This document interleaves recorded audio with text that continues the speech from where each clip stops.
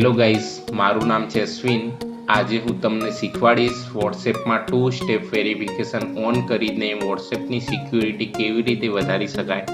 WhatsApp open કરીને 3 dot પર click કરવાનું, સેટિંગમાં જવાનું, એકાઉન્ટમાં જવાનું, 2 સ્ટેપ વેરિફિકેશનમાં જવાનું, ઇનેબલ પર ક્લિક કરવાનું,